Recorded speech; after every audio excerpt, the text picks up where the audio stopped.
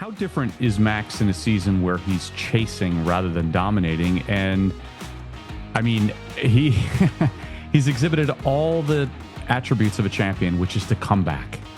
Listen, Jason, if he wins the World Championship on Sunday, this is probably, I'm trying to think of a comparison, it's probably the greatest comeback in the history of our sport. I mean, he was over 100 points behind. I mean, that is a huge margin against the best car in the field as it was then. I think they've really worked hard to make the Red Bull a better car to give Max a shot. If we get into a situation specifically with McLaren, two drivers in contention, constructors title already secured, enormous goodwill around the team story, how do you think they'll be able to handle a situation where one driver can help the other?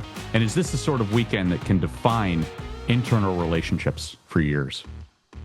Absolutely, definitely to the second part of your question, and it could lead to the breakup of the team. I think they'll stay together for next year, but I can see one of them leaving at the end of 2026 for sure. So only one driver can help the other. There's nothing Norris can do in front of his teammate because he's in front on points. So only Piastri can help Norris. One of the most interesting data points, Jason, in that survey we did for Formula One earlier this year was over 90% of fans, whether they were Gen Z female, any age group, even avid fans who've been following the sport for over 20 years, the one thing they all had in common is that they all intend to be following the sport 5 years from now. So if you're sitting in Stefano Domenicali's shoes, and I know you've spoken to him yourself, if you're sitting in his shoes, that for me was the data point that I think would help me sleep very, very well at night, knowing that you're not just finding new fans, but they're telling you that they're going to be sticky and they'll still be around in 5 years' time.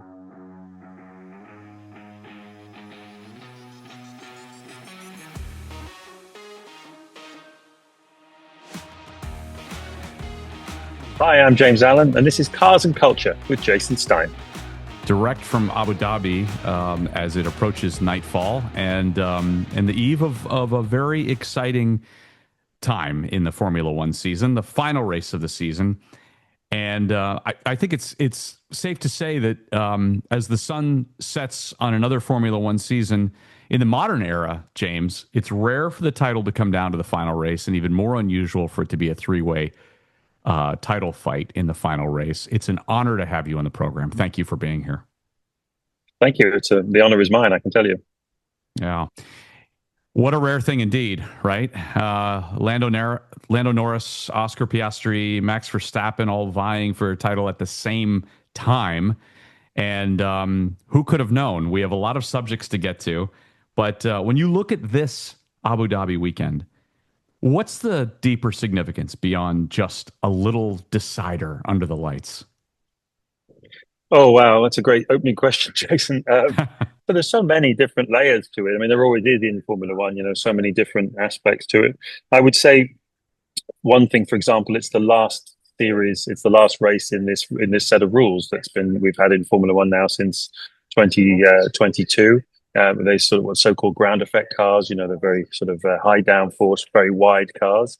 Not been to everyone's taste. It's been a struggle for Lewis Hamilton, for example, to master these cars.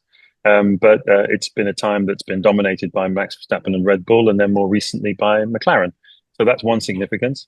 I think it's obviously potentially significant that having dominated 4 years in a row, Max Verstappen might relinquish his crown to a new world champion. It's always good to have a new name on the world champions trophy, either Lando Norris or less probable Oscar Piastri, who would need quite a few things to go his way and to go very wrong for his rivals in order for it to swing his way. But I think this just, Formula One itself is just going through a period of phenomenal growth. I mean, since the pandemic, since Drive to Survive, a sort of a perfect storm really of factors that have come across to make this sport grow exponentially amongst younger audiences, more female audiences, and US audiences. Particularly, it's great. It's wonderful. I've been in this sport for 36 years, and it's as exciting as it's ever been. I was very fortunate to come in 1990 with Senna, Prost, Mansell, these big beasts. This amazing rivalry between them, and that was mind-blowingly exciting. Of course, I was 23 at the time, so it was also doubly exciting because it was so new to me. But I think I feel equally excited now about this three-way battle for the title. It's funny, you mentioned it earlier. What's at stake might be the era itself. The Verstappen dynasty versus generational handover, F1 as global entertainment. You've called and covered so many finales. Emotionally, does this feel more like a coronation, a potential coup, or something in between? Again, another fantastic question. You know what? It feels slightly odd, if I'm honest. I mean, on the face of it, a three-way title fight doesn't happen every day.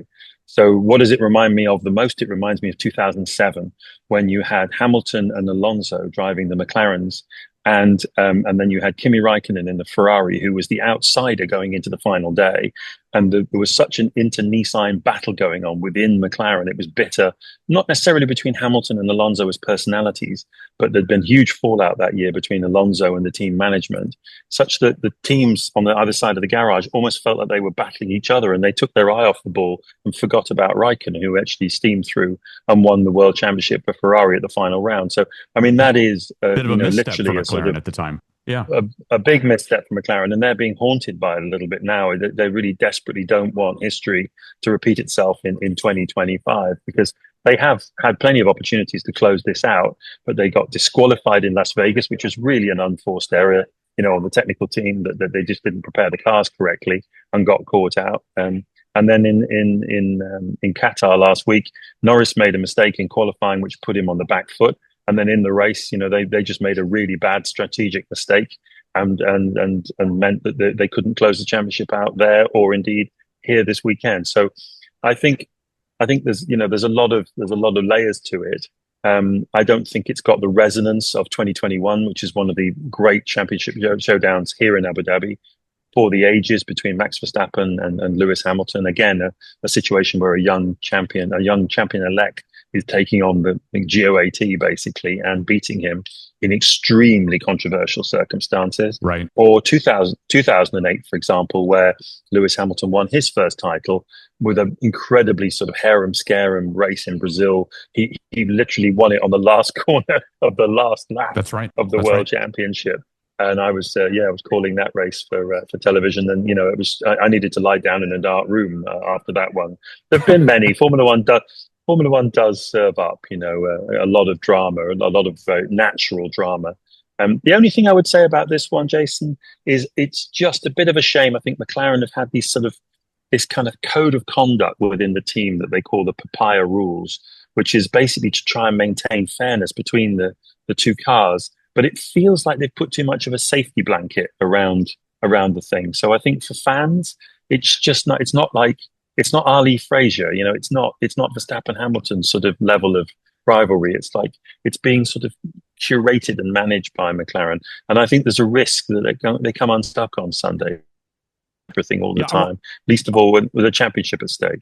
Yeah, I want to get to some of the rules and team orders and what could happen on that. Just before that, since you're in Abu Dhabi, what's the emotional temperature of the paddock in a week like this?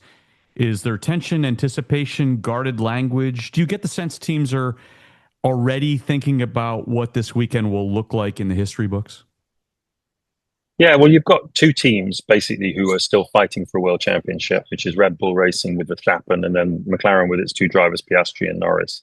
You've got some other teams in the grid who stopped developing their cars some time ago because they're putting all the effort onto next year's cars with all this brand new technology, which is a common sense decision to make. But they're still fighting for a few of the positions a bit further down the championship rankings, which are worth several millions of dollars, between fourth and fifth and sixth.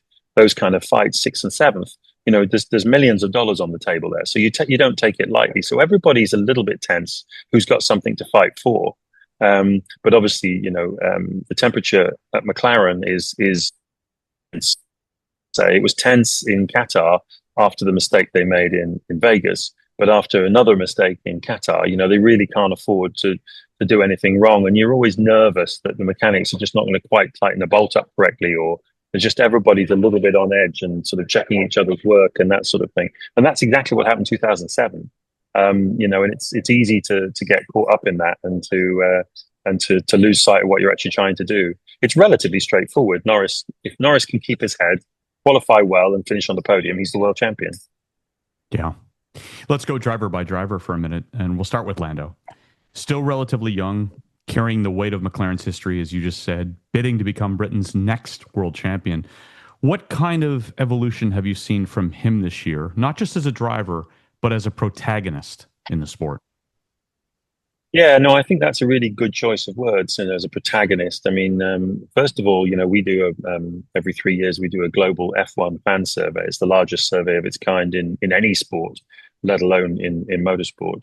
And Lando comes right at the top of the most popular driver, particularly amongst female audiences. But he's right there. Gen Z love Lando Norris. Max Verstappen has a huge following as well, a slightly more millennial audience, if you like, even though he's only a year or two older than Lando. But I think Lando made quite a few mistakes early on in the season. His teammate Oscar Piastri got the start to the season that Lando should have had, but didn't, and it took Lando a little while to get his act together.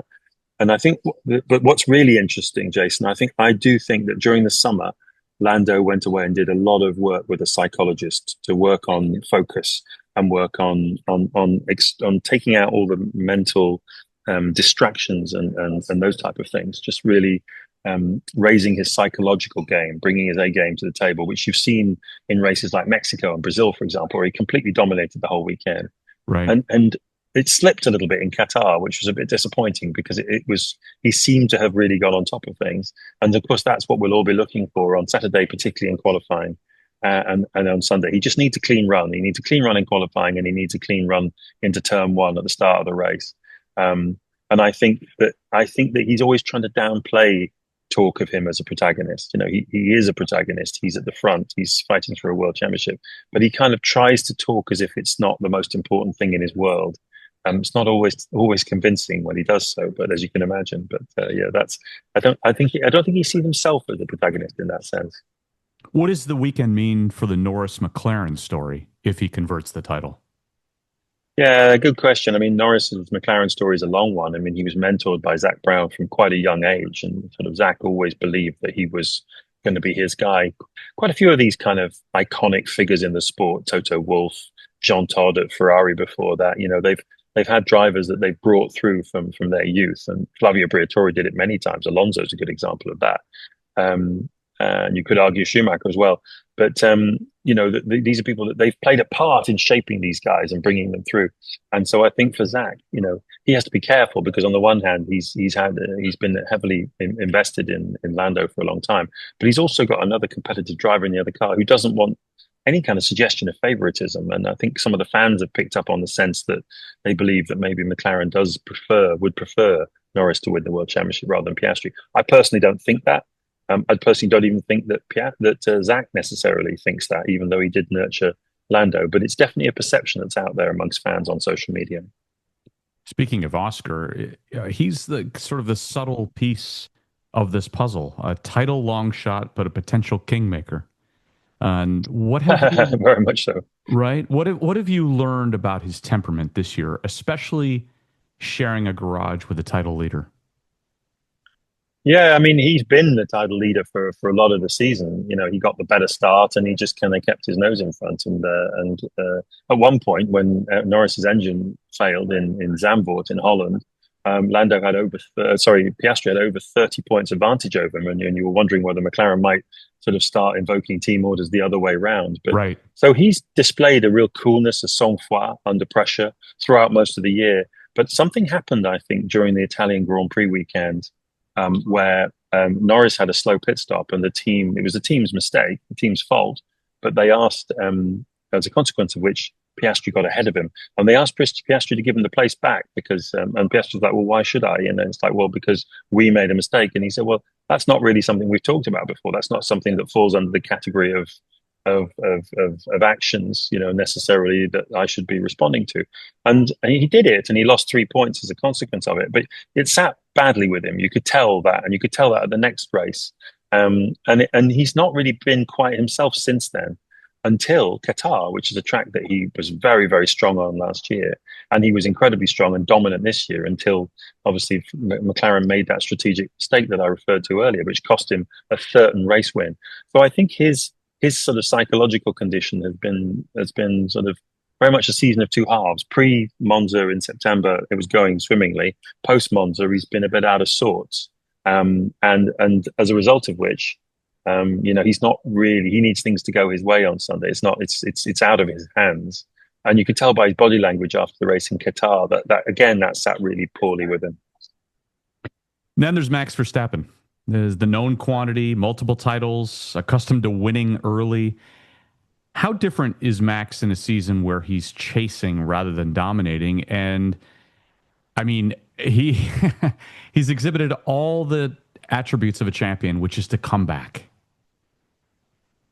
Listen, Jason, if he wins the World Championship on Sunday, this is probably, I'm trying to think of a comparison. It's probably the greatest comeback in the history of our sport. I mean, he was over 100 points behind. I mean, that is a huge margin against the best car in the field as it was then.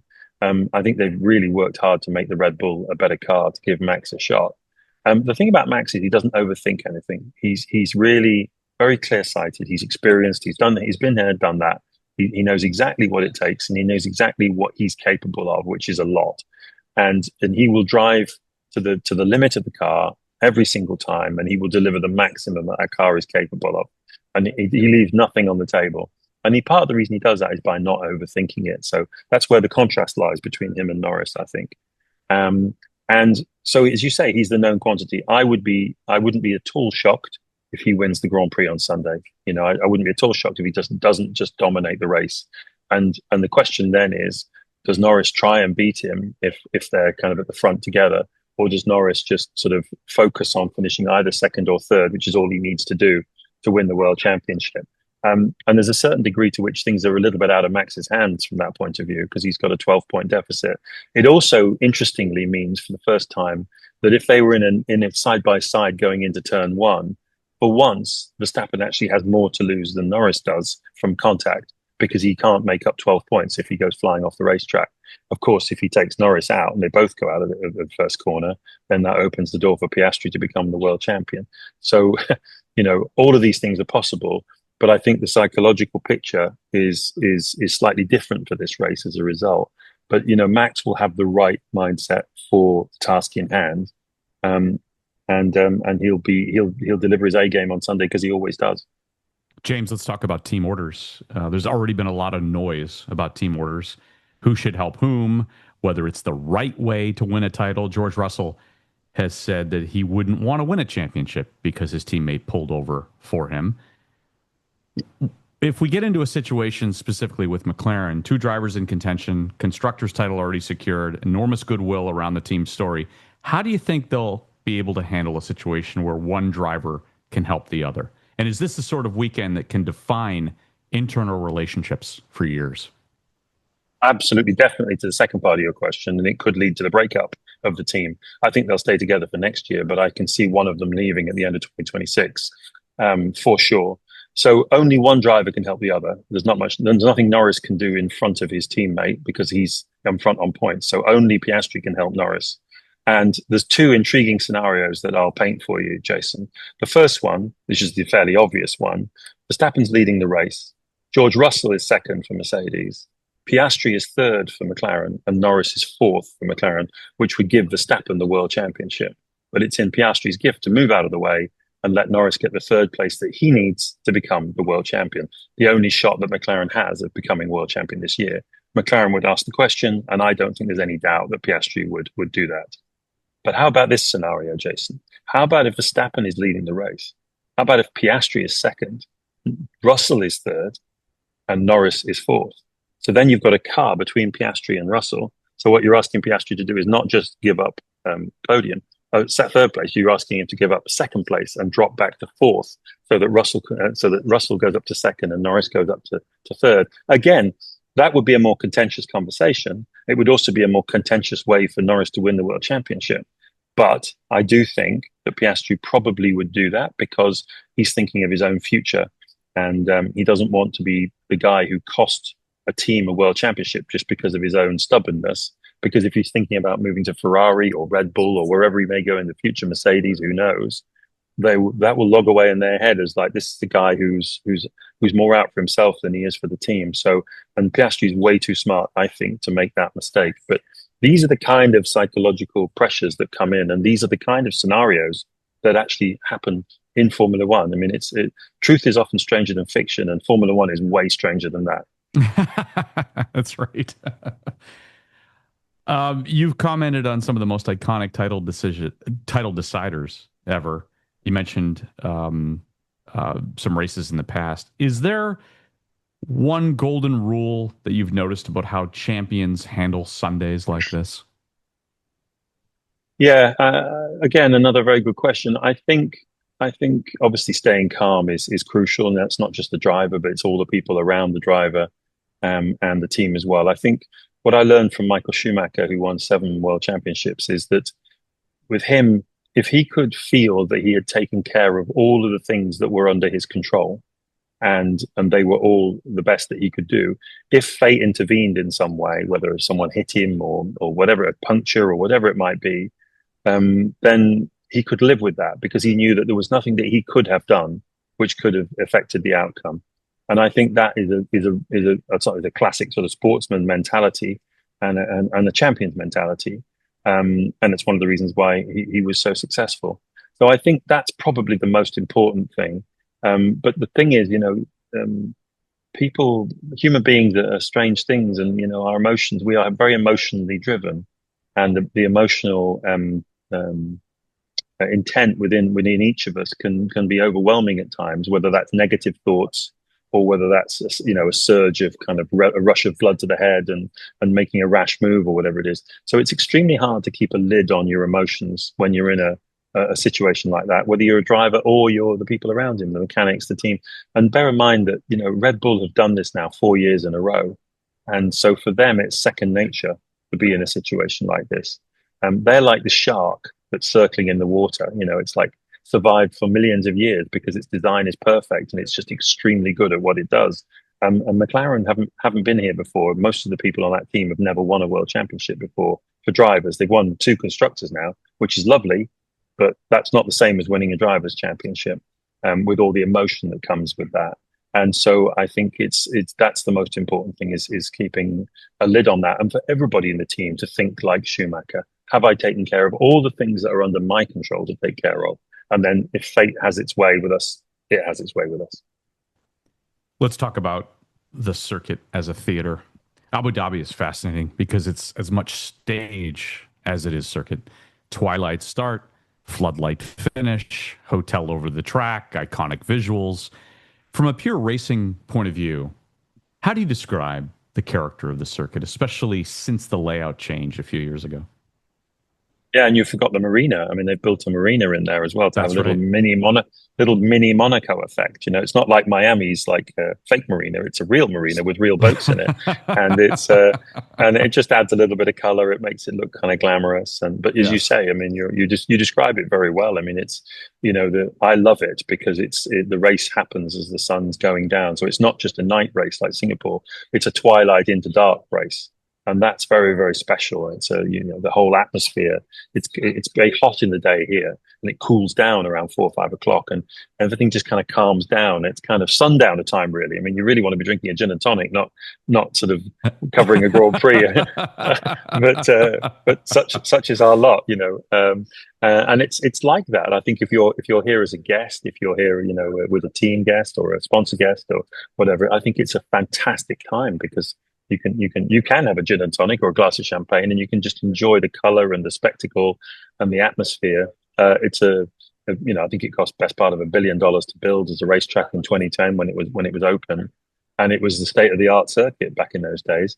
It's a circuit which, in terms of the layout of the track, has a little bit of everything. It has some lower speed kind of second gear corners, which are quite a common corner in Formula One. It has some faster sweeping corners, particularly at the early part of the lap, which are very elegant and makes the cars look very fast, and they swing from side to side. The change of direction of a high-speed Formula One car is something to behold. And then it has 2 straights, which encourage overtaking into tight tight chicanes, I should say. And so you've got 2 good overtaking places here. So it's something that has a little bit of everything, and is a real favorite, I think, with everybody in the sport. It's a great place to end the season. Where does the race tend to be won? Is it qualifying? Is it the start? Is it tire management, safety car roulette? Yeah, there's a little bit of safety car roulette because you've got, anywhere you've got a racetrack, a Formula One racetrack that has walls lining the outsides, there's always, if there's any kind of incident there, any kind of accident, the cars have got nowhere to go. They hit a wall, they come back onto the track, there's debris. The race director has to throw a safety car, a bit like you see in NASCAR and an IndyCar.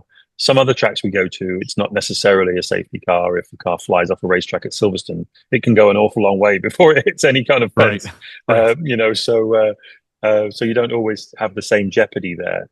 So yes, that's always something to watch out for. I think it is a very important circuit in which to start at the front. It's hard to come through the field in Abu Dhabi. You can do it if you've got a very fast car, and particularly if you had any kind of rain shower, but that's highly unlikely here. So yes, I think qualifying in the front sort of two rows is very, very important, and then just a good clean race strategy. There is a little bit of jeopardy on the pit lane exit. It's not a standard pit lane exit where it just blends back into the racetrack. You go down. It's almost like you're going into an underpass, into an underground car park underneath the Target or something, and into the superstore. There's a chance if you're going too fast, you actually hit the wall on the outside, because you're literally going through an underground tunnel to get back onto the racetrack, which is quite a novel feature, but I do think sooner or later someone's going to crash there. We've seen finals at this circuit that were drama free, and others that I would say, James, that shook the sport's foundations. How much scar tissue do you think exists in the paddock from the 2021 finale? And does it affect how the teams, the FIA, race control might approach the weekend?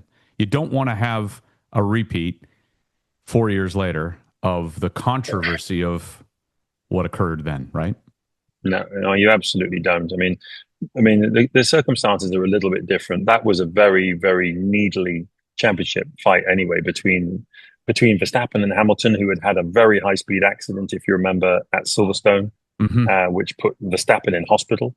You then had a collision between the pair of them in Italy. So between the drivers, there was a lot of bitterness and intensity to the rivalry. And of course, that spilled over between the two teams as well. They both thought that the other was sort of cheating in some way or another, and you constantly heard that. And then they both thought that the governing body, the race director of the governing body, was favouring one of the other teams. So it was like literally a case of bias here, bias there. They wouldn't hear it any different.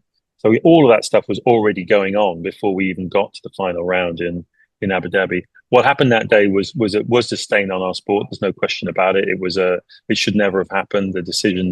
The race director had a difficult year. He'd had some very difficult moments, like in Belgium, where it rained so hard they didn't actually manage to get the race to start properly. So they had to sort of fudge it a little bit behind a safety car and declare things over. But so he'd had a really, really difficult year. I think he hadn't had very good protection. And he was kind of in an exposed position, and he made a really, really bad mistake. And what he should have done was very obvious to all of us who understand this sport, and it would have led to an extremely thrilling showdown that would have been fair between Hamilton and Verstappen for the World Championship. Instead of which, it ended up with a complete mess that cost Hamilton the championship and won Verstappen the championship. And it didn't need to be that way. And you're absolutely right that we really don't want a repeat of that. But it's different people now. Different Right. people, different management, different race director, different. There's a lot of different factors to it, and different team as well in terms of McLaren rather than Mercedes fighting against Red Bull. Beyond all of that drama, you referenced this earlier, that this is an ascension for the sport that we've never seen before. I certainly have never seen it. You said that you haven't either. You think about F1 in terms of fan engagement, media, commercial value, and in your role at Motorsport Network, you see all of the data. You see the surveys. I've talked about the survey on this program. I talked about it with Zach Brown, the viewing habits. What does a finale like this do for that trajectory? Does it just keep climbing? Yeah, it's absolute manna from heaven as far as Formula One are concerned. It's just what they needed, because I think things had become a little bit formulaic, if you like, with Verstappen winning and winning quite dominantly in a few of those last 4 years, and obviously the fall away from Hamilton. We didn't expect Hamilton to drop off after 2021 like he did, and obviously this year in Ferrari, it's been as by his own in his own words, it's been a nightmare for him. It's been his most uncompetitive season in Formula One, just as he's switched to the team that he's always sort of dreamed of competing for. So, some things have been lost there. Some things have been lost for the sport. But on the other hand, there's been some real gains. We've got 6 new rookies came in at the beginning of this season, and a few of them have really stood up. Antonelli has been fantastic in the last few races. Behrman's been fantastic. Earlier on, Hadjar's been fantastic and has got himself a promotion up to Red Bull as Verstappen's teammate for next year. So a lot has been gained there. But you can't really beat a World Championship showdown in the final round. And if you can add 3 drivers into the mix rather than just 2, it's fantastic. All of which to say that there's a lot of richness there for the fans, and particularly the new fans who have been discovering the sport in the last 4 or 5 years, and who follow the drivers and the personalities on social media, who are interested in the relationships between the drivers, and who've discovered Formula One as their sport, particularly this huge cohort of Gen Zs and females. 42% of the F1 audience now is female. A lot of sports would kill for a demographic like that.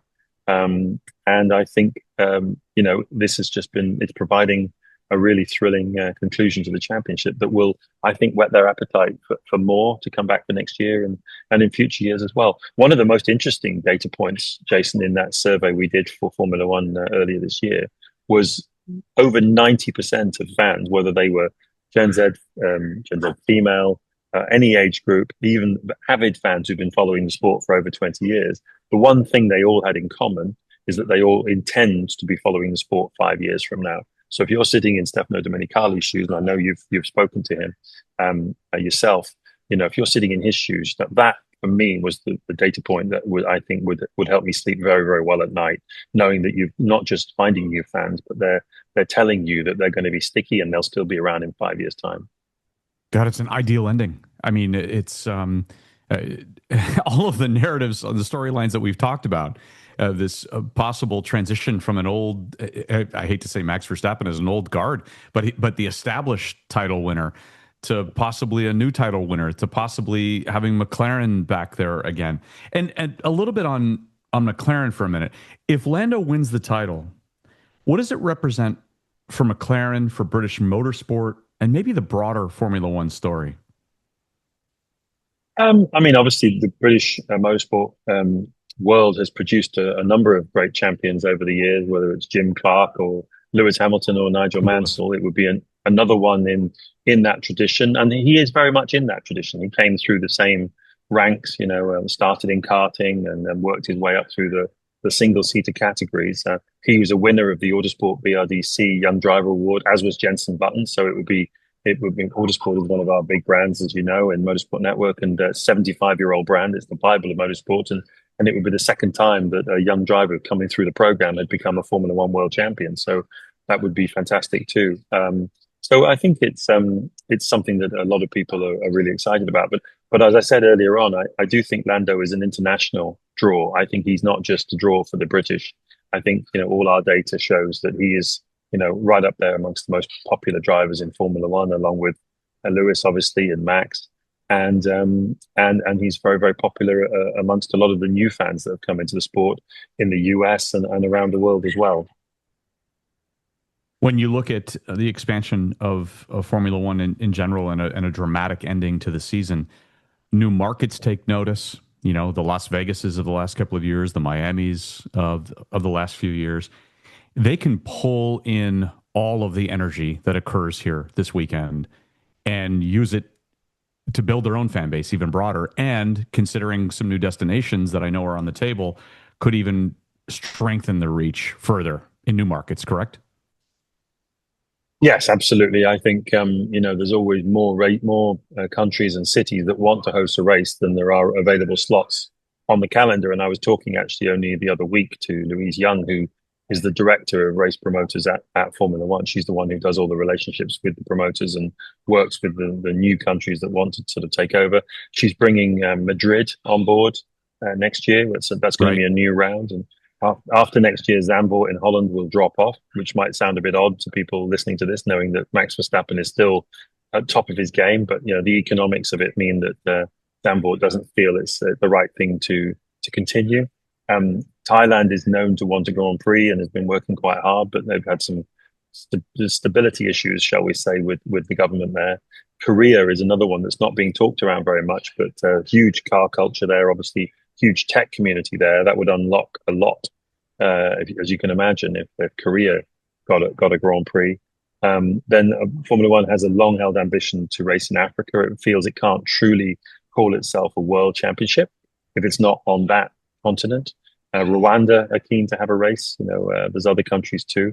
Obviously, finding a long-term stable partner in Africa is an ambition that Formula One definitely holds. So, and of course, the other thing is such as the speed and the growth in the US that although for now Formula One is saying that 3 races is enough, and they need to develop other markets, there is still always that constant pull to add a 4th race. I mean, it doesn't take a rocket scientist to work out that your seaboards, the West Coast and the East Coast, are better than anybody, Jason, right? I mean, they are the capitals of car culture in different ways. Upstate New York and the East Coast and California, Riverside, and all the amazing culture that there is around cars there. So to have a Grand Prix on one of the 2 seaboards, makes a lot of sense. Surely at some point in the next 5 to 10 years, that's got to happen. And I mean, for the Middle East and Abu Dhabi as a destination finale, it has to fit in with Liberty's vision of Formula One as a global entertainment platform. You're in the epicenter of an entertainment district at this point. I think we're in the epicenter of, that's right. We're in the epicenter also of a shift in global sort of geopolitics and economics as well. The reason why there are 4 rounds in the Middle East, in Bahrain, Abu Dhabi, Qatar, and Saudi Arabia, is because this region, which has been built on oil wealth, in all cases is pivoting towards diversifying its sources of revenue, and tourism in all cases is a critical part of the mix, and sport and entertainment are a critical part of the mix within that wider umbrella of diversification. So particularly that's led by Saudi Arabia. They are the most extreme example, if you like. They're investing billions and billions in growing their sports portfolio internationally and within the country. Of the 4 nations where we race in the Middle East, it's by far the most powerful, economically strong, and also most populous. And there's a huge population in Saudi Arabia, and I think it's something like 60% of them are under 35. The demographic is completely the opposite of sort of Japan or a lot of the Western liberal democracies. So we're in the middle of all of that. Demographics and economics drive what happens in all sports, and particularly in Formula One. And that's why we have 4 races here. Couple of final questions, and again, I appreciate you taking the time on what is plus 9 hours from me right now, James. I'm not going to force you into a headline prediction unless you want to give me one. But when the lights go out in Abu Dhabi, when they start racing, what's the first thing you're going to watch for? Well, I'm always reluctant to give a prediction before anybody has turned a wheel, bearing in mind we haven't even had a practice session here, and it's so hard you give yourself a hostage for fortune. But I would say that if Norris can have a clean weekend, then my prediction is that he will hold on and see it out and win the world championship. But I would say that even before the lights go out on Sunday, the thing I am therefore most watching out for is the final runs in qualifying 3, the final part of qualifying on Saturday, whether Norris can keep it clean and deliver a clean lap and get himself on ideally the front 2 rows of the grid, and ideally the first row, from his point of view, ideally the first row of the grid. Now, if that's alongside Max Verstappen, so be it. As I said earlier on, I think Verstappen for once has got more to lose than Norris does from a collision at this race. But nevertheless, I think Norris would be happy to let Verstappen go and just control the race behind him in second place. Ideally with his teammate in third, that would be perfect from Norris's point of view and McLaren's point of view. Obviously not from Piastri's point of view, because he would want to be up front. But if he's running behind Verstappen, then there's nothing much he can do about it. So I would say that the first thing I'm looking for this weekend is those final runs in qualifying. Can Norris deliver under pressure, which he didn't do in Qatar, but he did do in Brazil, he did do in Mexico, Verstappen's going to wring the neck of the car. He'll get the most out of it and deliver the best qualifying performance. So that's the first thing. And then assuming that you've got Verstappen, Norris, Piastri, and maybe Russell, the front four cars on the grid, which is what it ought to be, then obviously what you're looking for when the lights go out is the getaway.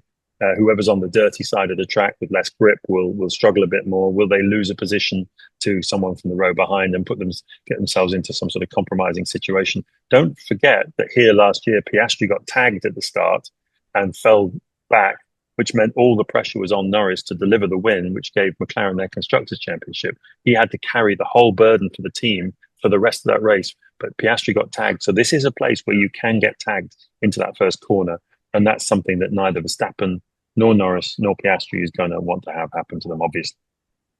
Could be the hardest race of the year to predict because of what's at stake. And on paper is one thing, James, but F1 title showdowns have a history of throwing up random chaos. If you're the fan sitting down to watch this race, what's your final question? What's your message to them about why they should savor this particular Sunday? Well, the first thing I would say, Jason, is welcome to Formula One. This is a fascinating sport. It's an inclusive sport. Everybody is welcome. One of the best things about our sport in terms of the participants is it doesn't matter if you're male or female, able-bodied, disabled, gay, straight, Christian, Muslim, Sikh. It really doesn't matter. Once you put a helmet on, you get inside a race car, everybody looks the same. And there are no rules that mean you can't compete against each other. And that's absolutely fantastic. And hopefully sooner or later, we'll have a female Formula One driver coming through, hopefully within the next 5 to 10 years. So welcome to the sport. It's a wonderful sport. It's rich. It's like an onion, I always say. You peel off one layer and there's another layer underneath, whether it's business or it's strategy or it's health and well-being or it's finance or it's, politics or it's personality or it's fashion or it's entertainment or it's gastronomy. All of these things, it's this giant onion with multiple layers. And I think fans coming into the sport realize that as they begin to understand and look at the history, the Schumachers, these incredible drivers like Ayrton Senna, who was like the James Dean of Formula One back in the 1990s, incredible personality and a very cool but tragic hero. There's so much rich storytelling in this sport, and welcome, and you're in for a great ride. Stick with us because the sport is only going to grow from here. James, your context, your history, your eye for the big picture are exactly what we needed heading into a finale like this. Enjoy the weekend. When it's finished, find your way to a gin and tonic and enjoy what's been an incredible season in so many ways. We look forward to having you on the program again, maybe when the calendar turns back to a North American race here. You know where to find me, Jason. It's always a pleasure to talk to you. Great. Thank you so much, James.